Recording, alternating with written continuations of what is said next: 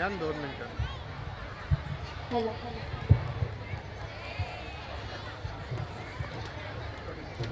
लोकनृत्याने पृथ्वीवरील प्रत्येक मनाचा ठाव घेतला आणि मग विविध प्रकारची लोकनृत्य तयार झाली. गुजरात सारख्या ठिकाणी गरबा नाचू लागले, तर पंजाब सारख्या प्रांतात भांगडा. उद्दिष्ट एकच, मनाला झालेला आनंद सामूहिकरित्या व्यक्त करणं. आणि मग हा आनंद आणि त्या देवाला मारलेली हाक एकत्ररित्या जेव्हा मारली जाते तेव्हा नक्कीच त्याला अधिक ऐकू जाते.